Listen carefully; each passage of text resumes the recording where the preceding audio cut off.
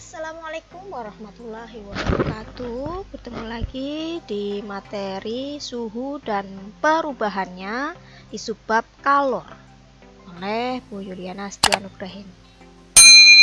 Kompetensi dasarnya masih sama, yaitu 3.4 dan 4.4. Indikatornya pada 3.4.6 menjelaskan pengertian kalor. 3.4.7 mendeskripsikan hubungan kalor dengan suhu dengan perubahan wujud. Kemudian 3.4.8 menentukan macam-macam perpindahan kalor. Tujuannya di sini siswa dapat menjelaskan pengertian kalor. Yang kedua, siswa dapat mendeskripsikan hubungan kalor dengan suhu dengan perubahan wujudnya, dan siswa dapat menentukan macam-macam perpindahan kalor. Nah, kita membahas pengertian kalor. Kalor adalah energi panas yang ditransfer dari sistem yang suhunya lebih tinggi ke sistem yang suhunya lebih rendah. Jadi kalor mengalir dari yang tinggi ke yang rendah. Kemudian, apabila massa zat yang dipanaskan semakin banyak, maka kenaikan suhu zat akan lebih lama. Artinya, diperlukan kalor yang lebih banyak untuk menaikkan suhu zat. Jadi kalau ada sebongkahan es 1 kg dan 2 kg, itu akan mudah dilepaskan yang 1 kg. Gitu ya. Kemudian perpindahan kalor. Perpindahan kalor itu berkaitan dengan kalori yang diperlukan pada suatu zat tidak selalu menaikkan suhu zat, tetapi sepenuhnya digunakan untuk mengubah wujud zat. Kemampuan kalor untuk mengubah wujud benda atau zat juga dipengaruhi oleh jenis zat tersebut. Ingat, kalor berpindah dari benda yang suhunya tinggi ke benda yang suhunya lebih rendah. Perpindahan kalor itu ada 3 cara. Yang pertama, konduksi, 2, konveksi, 3, radiasi. Konduksi. Konduksi merupakan perpindahan panas tanpa disertai perpindahan partikel perantara, dapat terjadi pada wujud zat padat, pada benda yang berwujud zat padat. Contohnya di sini pada saat kita menggoreng menggunakan spatula. Ya, kalau menggoreng lama-lama kan spatula itu kena kalor dari minyak. Nah, minyak yang dipanaskan itu maka lama-lama kalau dipegang menjadi panas. Contoh lagi di sini ada bunsen, kemudian ada bara api, kemudian ada besi. Dipanaskan ke apinya, maka kalornya atau panasnya merambat lama-lama ke tangan. Kemudian ada konduksi, itu baik cepat maupun lambatnya itu perpindahannya tergantung bahannya. Jadi kalor berpindah itu pada konduksi itu tergantung bahannya. Ada bahan konduktor, isolator, dan semikonduktor. Konduktor itu contohnya besi, tembaga, dan lain-lain. Isolator contohnya karet, kayu, plastik, dan lain-lain. Semikonduktor contohnya ada silikon, germanium, gallium, dan lain-lain. Ya. Kemudian ada konveksi. Konveksi adalah hantaran kalor yang disertai dengan perpindahan partikel perantara, biasanya pada wujud zat cair dan zat gas. Contohnya di sini ada ventilasi kamar, cerobong asap, pengaturan katup udara pada kompor, kipas angin, ada peristiwa angin laut dan angin darat, gitu ya. Kemudian ada radiasi. Radiasi adalah perpindahan energi kalor dalam bentuk gelombang elektromagnetik atau tanpa melalui zat perantara. Contohnya pada saat menjemur baju di terik matahari. misalkan bajunya tadinya basah, kemudian dijemur di terik matahari, maka akan menjadi kering. Kemudian pada saat merasa dingin, kemudian kita berada di dekat bara api, maka akan terasa hangat. Tuh. Kemudian perubahan wujud zat terjadi karena peristiwa pelepasan dan penyerapan kalor. Jadi ada proses melepas kalor dan menerima kalor. Melepas kalor contohnya cair menjadi padat, gas menjadi cair, gas menjadi padat. Itu proses melepas kalor. Kemudian proses menerima kalor, ada padat menjadi cair, cair menjadi gas, padat menjadi gas. Itu adalah proses menerima kalor yang pernah kita sudah bahas di modul dan materi sebelumnya. Itu ada bagan atau gambar cair menjadi padat, namanya adalah membeku. Padat menjadi cair, namanya mencair. Cair menjadi gas, namanya menguap. Gas menjadi cair, namanya mengembun. Gas menjadi padat, namanya mengkristal, dan padat menjadi gas, namanya menyublim. Kemudian ada persamaan sistematis atau rumus pengaruh kalor terhadap perubahan wujud zat. Dirumuskan ada Q sama dengan M kali L. Terangannya Q adalah kalor. Kalor itu disimbolkan dengan huruf Q besar dengan satuannya Joule. Q adalah kalor, satuannya Joule. M-nya M kecil. M adalah massa zat atau massa benda yang satuannya kilogram.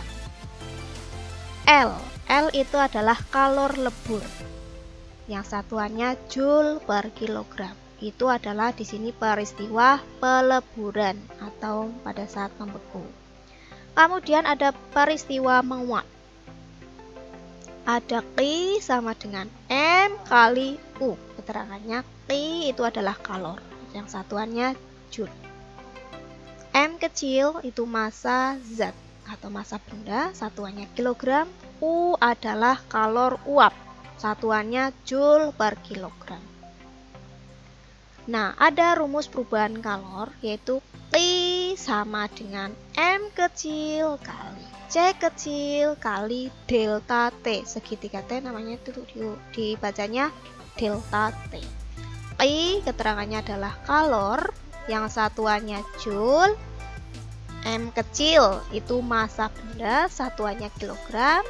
C kecil itu kalor jenis zat atau kalor jenis benda, satuannya Joule per kilogram derajat Celcius. Delta T itu perubahan suhu benda derajat Celcius. Delta T itu adalah dari T2 dikurangi T1. T2 itu suhu akhir, T1 suhu awal. Jadi T1 suhu awal atau suhu mula-mula. Suhu satuannya derajat Celcius di sini. T2 itu suhu akhir, suhu yang paling akhir. Satuannya derajat Celcius. Contoh soal di sini ada satu buah contoh soal, nanti kita bahas di sini. Air sebanyak 3 kg bersuhu 10 derajat Celcius dipanaskan hingga bersuhu 35 derajat Celcius. Jika kalor jenis air 4186 Joule per kilogram derajat Celcius, tentukan kalor yang diserap air tersebut. Kita bahas penyelesaiannya.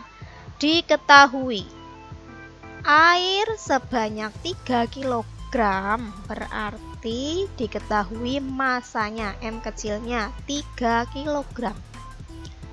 Kemudian bersuhu 10 derajat Celcius itu sebagai suhu mula-mula T1. Kemudian 35 derajat Celcius itu adalah suhu akhir T2. Kemudian ada kalor jenis air C kecil 4186 Joule per kilogram derajat Celcius. Delta T-nya itu adalah T2 dikurangi T1. T2-nya tadi 35 derajat Celcius dikurangi T1-nya, T mula-mula 10 derajat Celcius, sama dengan 25 derajat Celcius. Yang ditanyakan, tentukan kalor yang diserap air. Berarti yang ditanyakan adalah Q-nya, kalornya. Jawab. Q rumusnya adalah M kali C kali delta T. Di sini saya pakai titik atau dot ya, sama dengan cross ya, sama kali.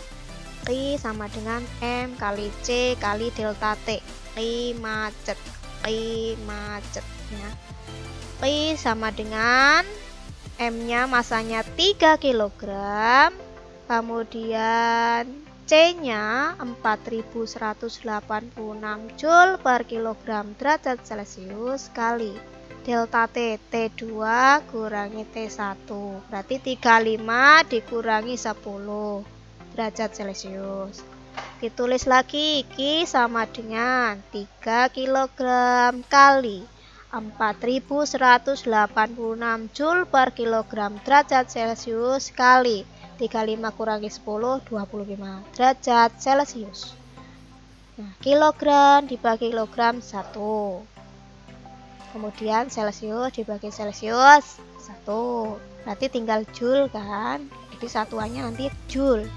3 kali 4186 kali 25 sama dengan Q-nya 313.950 Joule. Jadi kalori yang diperlukan untuk menyerap air tersebut 313.950. Jadi kalori yang diperlukan untuk menyerap air tersebut 313.950 Joule. Nah, di sini ada soal nomor 1. Berapa besar kalor yang diperlukan untuk menaikkan suhu sebatang besi yang masanya 10 kg dari 20 derajat Celcius menjadi 100 derajat Celcius. Jika kalor jenis besi 450 Joule per kilogram derajat Celcius, berarti di sini yang ditanyakan adalah berapa besar kalor.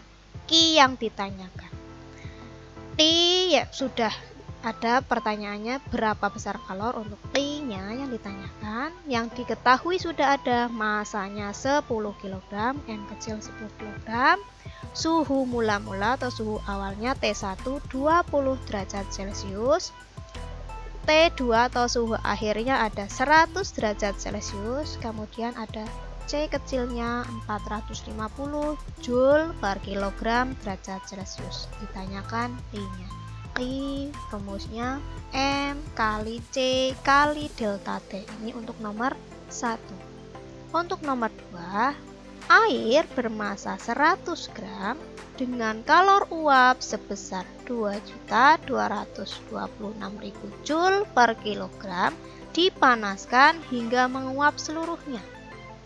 Berapakah kalor yang dibutuhkan untuk proses tersebut? Berarti di sini ada proses penguapan. Berarti menggunakan rumus Q sama dengan M kali U. Masanya sudah ada 100 gram, nanti dikonversikan ke kilogram terlebih dahulu. Berapa kilogram?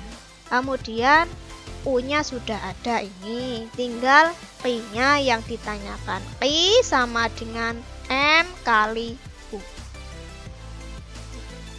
Ini untuk soal yang harus dikerjakan oleh kalian di lembar tugas modulnya.